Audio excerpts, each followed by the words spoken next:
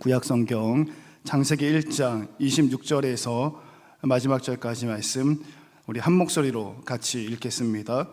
하나님이 이르시되 우리의 형상을 따라 우리의 모양대로 우리가 사람을 만들고 그들로 바다의 물고기와 하늘의 새와 가축과 온 땅과 땅에 기는 모든 것을 다스리게 하자 하시고, 하나님이 자기 형상 곧 하나님의 형상대로 사람을 창조하시되 남자와 여자를 창조하시고, 하나님이 그들에게 복을 주시며 하나님이 그들에게 이르시되 생육하고 번성하여 땅에 충만하라. 땅을 정복하라. 바다의 물고기와 하늘의 새와 땅에 움직이는 모든 생물을 다스리라 하시니라. 하나님이 이르시되 내가 온 지면에 씨 맺는 모든 채소와 씨 가진 열매 맺는 모든 나무를 너희에게 주노니 너희의 먹을 거리가 되리라. 또 땅의 모든 짐승과 하늘의 모든 새와 생명이 있어 땅에 기는 모든 것에게는 내가 모든 푸른 풀을 먹을 거리로 주노라 하시니 그대로 되니라.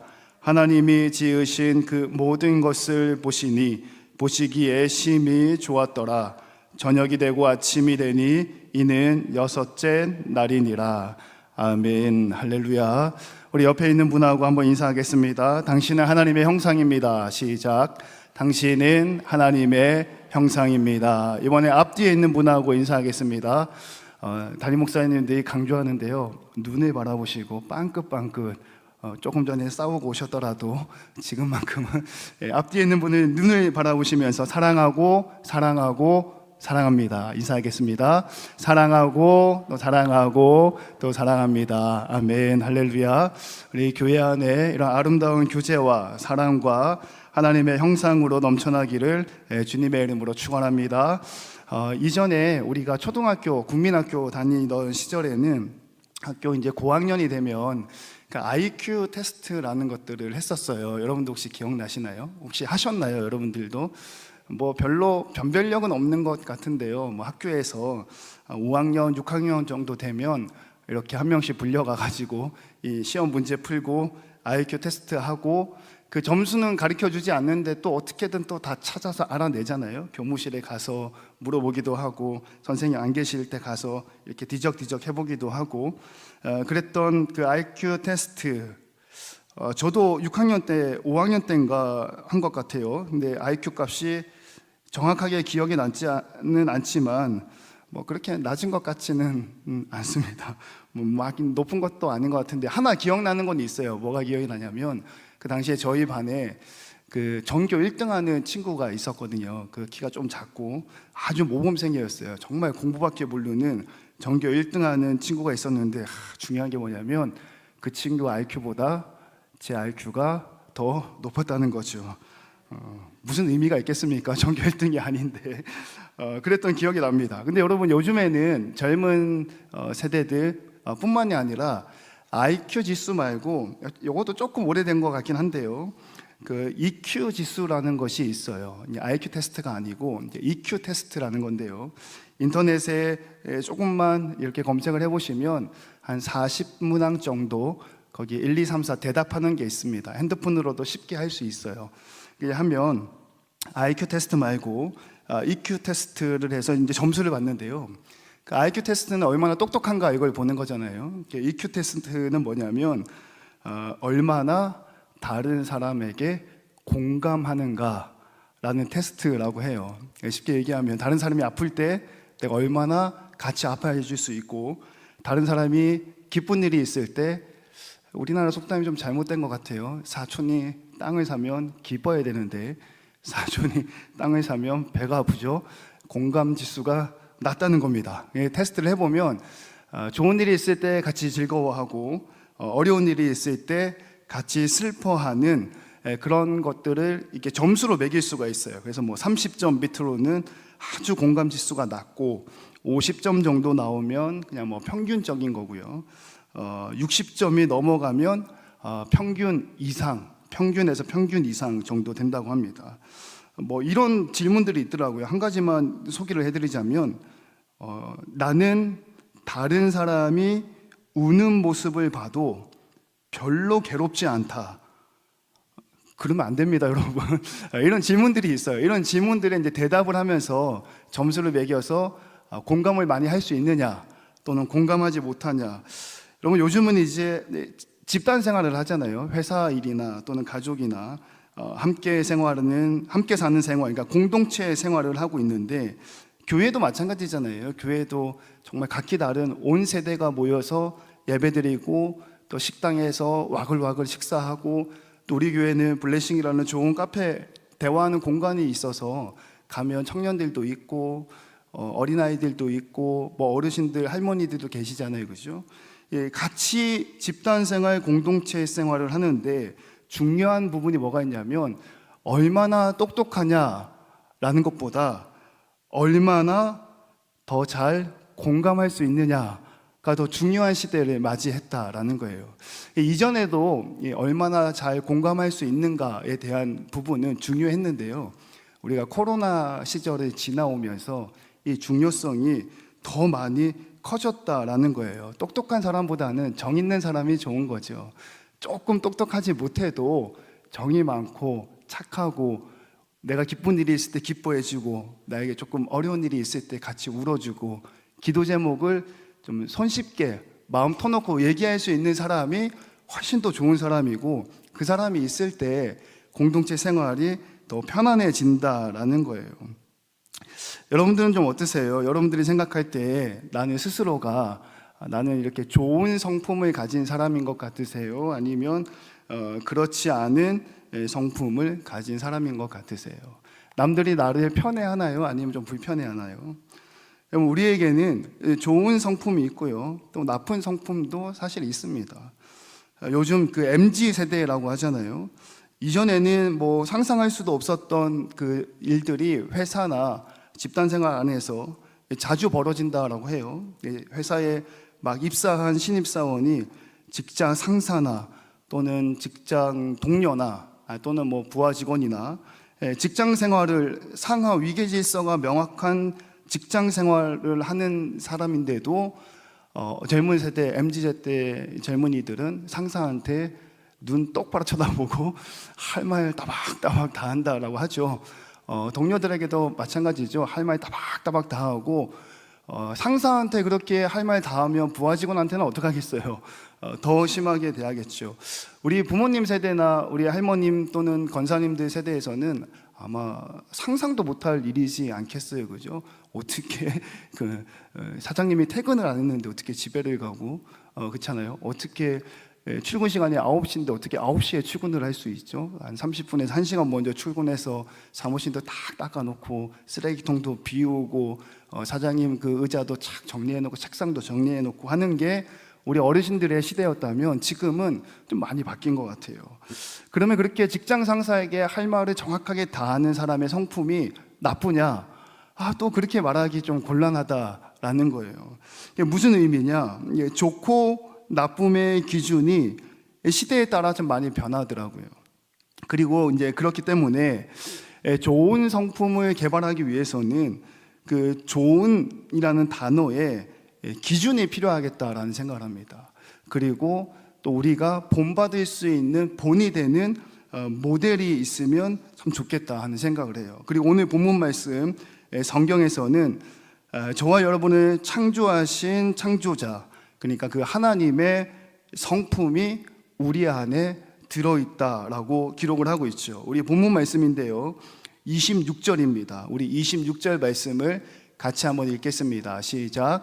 하나님이 이르시되 우리의 형상을 따라 우리의 모양대로 우리가 사람을 만들고 그들로 바다의 물고기와 하늘의 새와 가축과 온 땅과 땅에 기는 모든 것을 다스리게 하자 하시고. 아멘. 하나님이 저와 여러분을 창조하실 때 뭐라고 기록을 하냐면, 우리의 형상을 따라 우리의 모양대로 사람을 만들자, 이렇게 나오는 거죠. 그러니까 우리가 하나님의 형상을 닮았다라는 거예요. 다시 얘기하면, 그렇기 때문에 저와 여러분의 모습이 하나님을 닮아 있으면 좋은 성품을 가진 좋은 사람이 될 것이고, 하나님으로부터 멀어져 있으면 나쁜 성품을 가진 나쁜 사람이 된다라는 거예요. 그리고 그 기준과 그 본이 되는 본보기가 바로 하나님이시다. 그런 의미에서 어거스틴은 가장 또 유일하게 선하신 분은 하나님 한 분밖에 없다, 이렇게 말씀을 하기도 했죠. 하나님을 닮을 때가 가장 좋은 성품을 가진 좋은 사람이 된다라는 거예요. 그래서 우리가 말씀 서두에 옆 사람하고 이렇게 인사했잖아요. 당신은 하나님의 형상입니다. 그 말의 다른 의미는 우리는 좋은 사람들입니다. 우리는 좋은 성품을 가졌습니다.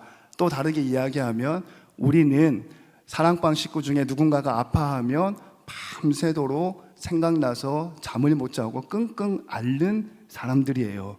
또 우리는 우리 기관이나 내가 속해 있는 작은 공동체 안에 누군가가 땅을 사서 부자가 되면 나도 역시 마치 내가 부자가 된 것처럼 행복해하고 기뻐하고 전화를 걸어서 칭찬해 줄 수 있는 좋은 사람입니다 라는 뜻을 담고 있는 것이 우리 말씀 서두에 인사했던 것처럼 우리는 하나님의 형상입니다 라는 단어의 의미가 되겠지요.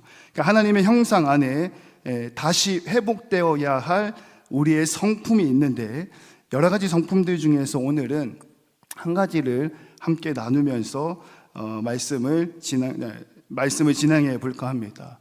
좋은 사람입니다, 좋은 성품을 가졌습니다 라고 얘기할 때는 참 많은 것들이 내포되어져 있는 것 같아요. 뭐 잘 참는 사람, 또 잘 이해하는 사람, 용서하는 사람, 또 말투가 좀 예쁜 사람, 또는 화를 잘 안 내는 사람. 여러분들 어느 정도 이렇게 해당되시는지 한번 생각해 보세요.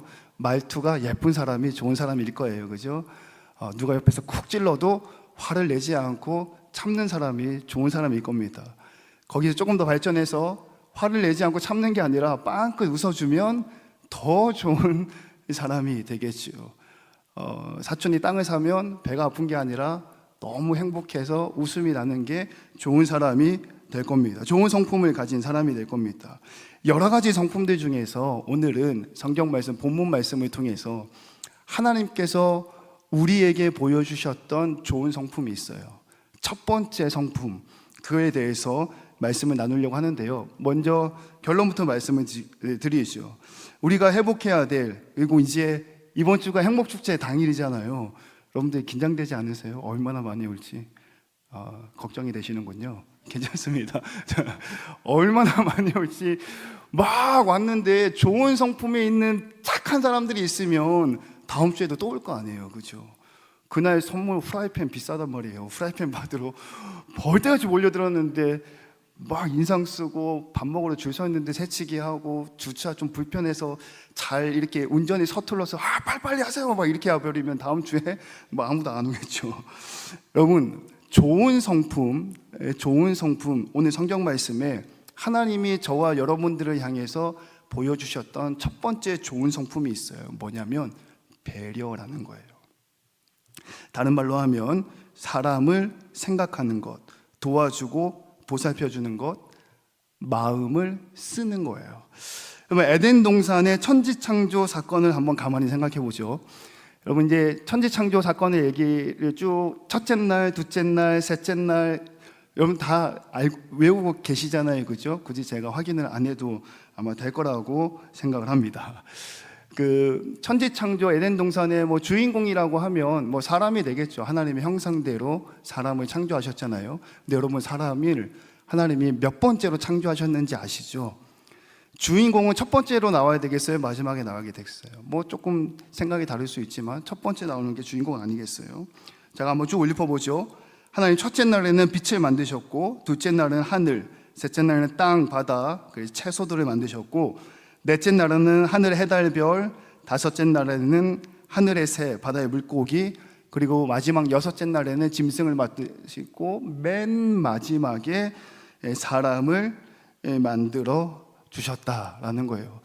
주인공이니까 첫 번째 뭐 나올 법도 한데 맨 마지막에 만드셨어요. 왜 그랬냐면 하나님이 사람을 배려하셨기 때문이에요.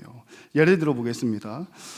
아이들이 좀 어린 또는 손주들 이렇게 뭐 서울에 가거나 또 오거나 하면 아이들 데리고 이렇게 막 놀러를 다니잖아요. 뭐 동물원에 간다든지 아니면 뭐 놀이동산에 간다든지 이렇게 손주들, 어린 아이들을 데리고 이렇게 동물원에 가고 놀이동산에 갔어요. 동물원에 갔는데 동물이 없어요. 그럼 아이들이 행복해하지 않겠죠. 놀이동산에 갔는데 놀이기구가 멈춰 있고 움직이지 않고 아무것도 할 수가 없어요. 그러면 아이들이 행복해하지 않겠죠. 여러분, 이 말씀을 성경 구절에서 찾아보면요, 창세기 1장 1절과 2절 말씀입니다. 같이 한번 읽겠습니다. 태초에 하나님이 천지를 창조하시니라. 땅이 혼돈하고 공허하며 흑암이 깊음 위에 있고 하나님의 영은 수면 위에 운행하시니라. 아멘. 하나님이 사람을 만드시기 이전에 태초가 어땠냐면 혼돈했다고 나와요. 공허했다라고 나오고 흑암이 깊었다라고 나옵니다. 뭐 단어가 좀 어려운데요. 혼돈했다라는 단어의 뜻은 땅이 황폐한 채로 남아있다, 불모의 광야와 같다, 뭐 이렇게 이해가 될 수 있을 겁니다. 공허했다라는 단어의 뜻도 우리 공터 있잖아요. 모래바람 날리는 공터, 그렇게 이해해도 크게 벗어나지 않을 거예요.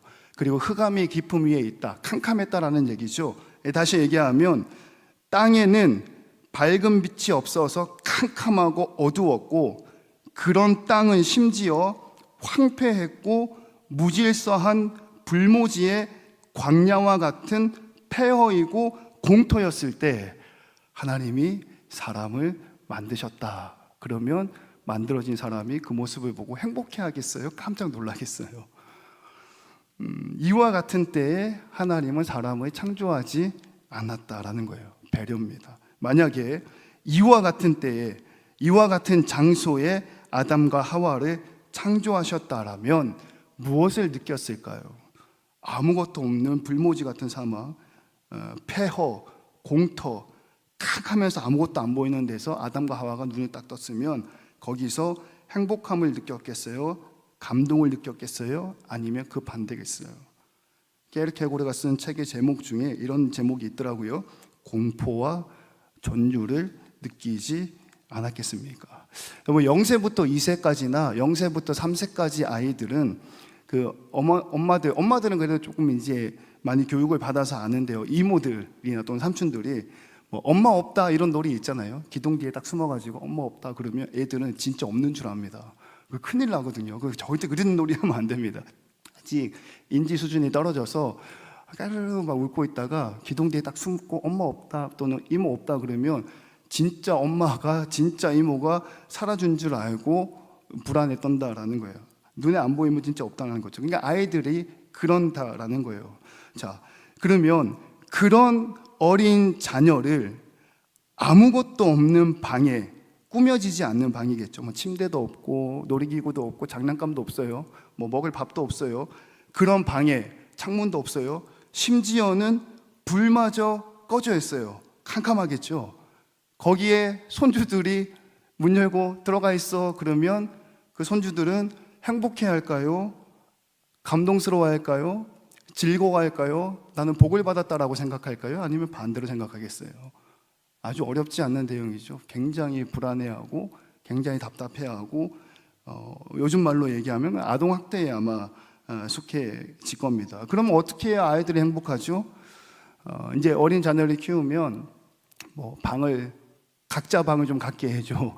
각자 방, 동생하고 같이 있기 싫다는 거죠. 왜 같이 있기 싫냐면 내가 원하는 대로 방을 예쁘게 꾸미고 싶다는 거예요. 뭐 2층 침대도 있었으면 좋겠고, 꼭 공부 못하는 친구들이 책상 사달라 그러잖아요, 그죠? 꼭 공부 못하는 사람들이 책상을 사달라 그래요. 책상을 사주면 공부하기 전에 책상 정리한다고 하루가 끝나더라고요. 예쁜 방에 2층 침대도 있으면 좋겠고, 예쁜 책상도 있으면 좋겠고, 예쁜 옷도, 들어갈 수 있는 옷장도 꾸미고 싶은 거예요. 꾸미고 싶은 거. 그러니까 아이들의 방을 예쁘게 꾸며놓고 여기가 너희 방이야 하고 하는 것은 부모가 자녀를 향한 배려고, 그 배려 안에서 자녀들은 행복감을 느끼는 거예요.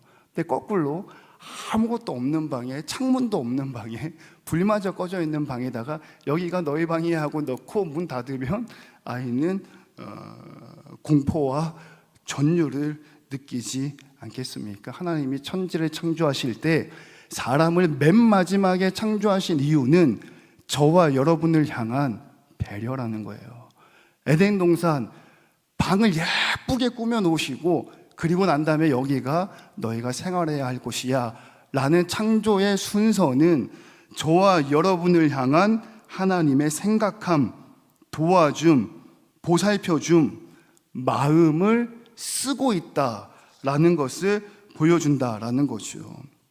여러분, 오늘 설교 제목을 다시 한번 읽어보면 좋겠습니다. 오늘 설교 제목입니다. 시작. 좋은 성품을 개발하라. 아멘. 할렐루야. 옆 사람하고 한번 인사하겠습니다. 좋은 성품을 개발하겠습니다. 시작. 좋은 성품을 개발하겠습니다. 아멘. 할렐루야. 여러분, 여기서 좋은의 단어의 기준은 하나님이에요. 그리고 성품의 첫 번째는 배려입니다. 그러므로 좋은 성품이라는 것은 하나님의 마음으로 남을 배려하는 거예요. 여러분, 하나님을 닮아서 우리 교회 안에 배려가 넘쳤으면 좋겠어요. 나를 생각하는 게 아니라 남의 좀 먼저 생각했으면 좋겠어. 우리 구역을 생각하는 게 아니라 옆에 있는 구역을 좀 생각했으면 좋겠어. 우리 기관을 생각하는 것이 아니라 옆에 있는 기관을 생각하고 도와주고 마음을 쓸 수 있는 배려가 넘친다면 여러분들 우리 교회가 더 아름답고 건강하고 더 많이 성장하지 않겠습니까? 이러한 배려가 넘쳐났으면 좋겠습니다. 여러분, 그 설교 시작 전에 말씀을 드린 것처럼 이제 3일 남았군요. 목요일, 금요일, 토요일이잖아요. 그죠? 마음의 짐을 3일만 지고 계시면 됩니다. 어쨌든 주일 지나면 마음의 짐을 좀 내려놓지 않겠어요? 작정된 태신자가 몇 명인 줄 아시죠, 여러분? 오늘도 대표기도 하셨는데 620명. 그리고 제가 너무 지금 부담이 되고 있어요. 왜 부담이 되고 있냐면 그 620명 중에 청년들이 작정한 인원이 125명이에요. 여러분, 저를 배려해 주셔야 됩니다. 너무 겁이 납니다, 지금. 125명 작정했는데 2명 그래도 감사한데요. 너무 염려가 되기도 하고 걱정이 되기도 하고 기도하고 준비하고 있어요. 우리는 7주 전에 선포했습니다. 그죠? 성부와 성자와 성령의 이름으로 담임 목사님께서 선포하며 이 사역을 시작했어요. 그리고 매주 2번씩 노방 전도하며 기도하고 또 지금은 금식하면서 준비하고 있습니다. 여러분, 많이 올 겁니다. 할렐루야. 이렇게 대답하시면 안 돼요. 더 크게 대답하셔야 돼요. 여러분, 차고 넘치게 될 줄로 믿으시기를 주님의 이름으로 축원합니다. 축원합니다. 축원합니다. 청년들도 많이 와야 되는데 걱정이 됩니다. 여러분 보세요. 만약에 청년들 1시 예배 때 똑같이 예배를 드릴 거거든요. 1시 예배 때 똑같이 예배를 드릴 건데 예를 들어서 그러진 않겠지만 제가 부족해서 걱정이 많아서 새가족들이 많이 안 왔다. 예를 들어서 그러면 어떻게 해야 될까요? 성도님들께서 우리 청년회 청년들을 보세요. 위로하고 격려하고 힘을 줘야 되는 거예요. 이게 뭐냐면 배려인 거예요. 여러분, 청년들이 얼마나 애쓰고 수고하고 있는지 여러분 잘 모르시죠? 제가 청년부 담당이니까 그래도 막 자랑 좀 하겠습니다. 지지난주 월요일 밤에는 금요일이었군요. 지지난주 금요일 날 밤에 고신대학교에 찾아갔어요. 전도하러. 근데 신학생들이 좀 이렇게 고신대 신학생이잖아요. 조금 회개해야 됩니다. 시험 기간인데 학교에 아무도 없었어요. 도서관에 아무도 없었어. 신학생이라 공부를 안 한 건 아니고요. 이제 금요일이라서 다들 이제 뭐 집으로 가기도 하고 이제 학교를 떠난 것 같아요. 기숙사에 있다가 금요일 날 아무도 없어가지고 너무 놀래가지고 토 주일 지나고 월요일 날 다시 밤에 갔습니다. 꽤 많은 청년들하고 퇴근하고 와서 이렇게 픽업해서 청년 실어가지고 이렇게 월요일날 고신대에 갔습니다. 가서 컵라면도 나눠주고 이렇게 음료수도 나눠주면서 시험 잘 보세요, 힘내세요, 우리 동강성결교회에서 왔어요. 이제 그렇게 하고 전도하고 왔어요. 그리고 그 다음 주 월요일, 그러니까 지난주 월요일쯤 된 것 같은데요. 그날도 저녁 8시에 한국해양대학교를 갔어요. 거기에 우리 교회 다니는 청년들이 몇 명 있거든요. 너무 놀랐습니다. 아무도 없는 거는 두 번째 치고 너무 깜깜해가지고요. 섬이잖아요. 영도가 섬인데 해양대학교는 또 섬이에요. 또 다리가 있더라고요. 기숙사 앞에까지 갔는데 너무 놀랐습니다. 아무도 안 나와가지고. 근데 저희가 8시 약속이었는데 7시 50분에 도착했거든요. 야, 기가 막히게 기숙사에서 방송을 하는 거예요. 8시에 주기로 했던 간식이 10분 당겨져서 7시 50분에 간식을 줍니다. 본고차 안에 저하고 몇 명 없었는데요. 너무 우리가 오는 걸 어떻게 알았지? 간식이 100개밖에 없는데 어떡하지? 나중에 알고 보니까 그냥 기숙사에서 햄버거를 나눠주더라고요. 우리랑은 전혀 상관이 없어요. 아무도 없더라고요. 캄캄하고요. 그래서 희연이, 태연이, 또 재원이, 또 친구들 만났어요. 우리를 너무 긍휼히 쳐다보더라고요. 오늘은 안 될 것 같아요. 그래서 그래? 그럼 다음날 아침에 오면 되겠대요. 아침에 한 11시쯤에 오면 시험 끝나고 나가는 친구도 있고 또 시험 치러 오는 친구들이 있으니까. 그래서 그 다음날 화요일이죠. 화요일날 아침에 11시쯤에 몇 명 안 되는 청년들하고 저하고 같이 갔습니다. 그 해양대 앞에 입구에 사람도 많이 있는데요. 바람이 너무 많이 불어가지고요. 감기 걸린 것 같아요. 왔다 갔다 하는 청년들 많이 만났고요. 딱 2사람한테 거절당했어요. 시험 기간 힘내세요 하니까 뭐 이상하게 쳐다보고 그냥 쑥 지나가더라고요. 교회에서 왔다 그러니까 별로 안 좋아하더라고요. 2사람만 빼고는 다 이렇게 인사하고 전도하고 또 교회를 소개해 줬어요. 그리고 오늘 오전에는 동아대학교 앞에 가서 거기서도 인사하고 소개하고 해줬어요. 정말 애쓰고 정말 수고하고 정말 최선을 다하고 있어요. 그리고 우리 청년회에 그 SNS가 있습니다. 어르신들이 좀 아실지 모르겠는데요. 그 인스타그램이라는 SNS가 있는데요. 사진도 올릴 수 있고 짧은 영상을 올릴 수가 있어요. 우리 청년들이 또 저 몰래 초대하는 영상을 한 10초짜리 영상 짧은 걸 올렸어요. 잘했다 하고 이제 격려하고 그랬는데 한 3일 뒤에 그 SNS 관리하는 청년한테 연락이 왔어요. 목사님 큰일 났어요 그러더라고요. 인기가 너무 많다는 거예요. 그게 무슨 말이냐 그랬더니 지금까지 제가 올라오면서 봤는데요. 조회수가 2,432회더라고요. 그래서 권사님 박수 치잖아요. 저한테 뭐라고 그러는지 아세요? 그때 조회수가 1,000명이었거든요. 1,500명이었거든요. 목사님 1,500명이 오면 저 떨려서 어떻게 찬양 인도를 하죠? 이러는 거예요. 그래서 나는 떨려서 어떻게 설교를 하냐 1,500명이 오면. 그런데 오늘은 2,432회니까 2,000명이 와야 되는데 큰일입니다. 이렇게 애쓰고 수고하고 노력하고 기도하고 있어요. 물론 청년들 뿐이겠어요. 우리 권사님들, 집사님들, 장로님들 또 주중에 오셔가지고 전도하고 저녁마다 또 기도하고 계시잖아요. 얼마나 애쓰고 수고하겠어요. 그런데 예상보다 조금 성적이 저조할 수 있죠. 또 누구는 누구를 전도해서 막 데리고 왔는데 나는 뭐 데리고 못 올 수도 있고요. 수근수근 거릴 수도 있잖아요. 그럴 때요, 위로하고 격려하고 힘주는 게 하나님의 마음을 품고 배려한다라는 거예요. 여러분, 담임 목사님께서 전도에 관해서 설교하실 때 전도에는 실패가 없다라고 말씀하셨어요. 오늘 설교를 준비하면서 말씀을 다시 한번 조금 더 깊게 깨달았습니다. 전도에는 실패가 없습니다. 왜냐하면 배려가 있기 때문이죠. 여러분, 당연히 새 가족들이 100명 이상 넘게 왔으면 좋겠어요. 그리고 만약에 왔어요. 근데 어떡하죠? 선물이 몇 개 나갔거든요. 100개가 안 돼요. 선물이. 후라이팬이 100개가 안 돼요. 근데 100명이 왔어요. 어떻게 해야 되죠? 배려하셔야 됩니다. 여러분, 100명이 넘게 왔어요. 식당이 좁아 터지겠죠? 뭐 2층도 해야 되고 3층도 4층도 해야 되고 막 식당이 막 넘칠 거예요. 100명이 넘게 왔어요. 어떻게 해야 되겠죠? 배려하는 거죠. 그죠? 웃으면서 고운 말투로 예쁜 몸짓으로 배려하는 거예요. 그리고 이 배려보다 더 중요한 마지막 배려가 있어요. 새 가족들의 이름이 우리 교회 방명록에만 적히고 끝나는 게 아니라 하늘나라 생명책에 기록될 수 있도록 저와 여러분이 끝까지 배려해야 함을 믿으시기를 주님의 이름으로 축원합니다. 여러분, 그랬더니 오늘 본문 말씀 마지막 절에 하나님 보시기에 심히 좋았다 이렇게 말씀에 기록하고 있어요. 여러분, 이제 주말이면 막 북적북적할 거고요. 주일날에는 새가족들이 와서 막 이렇게 정신이 없을 겁니다.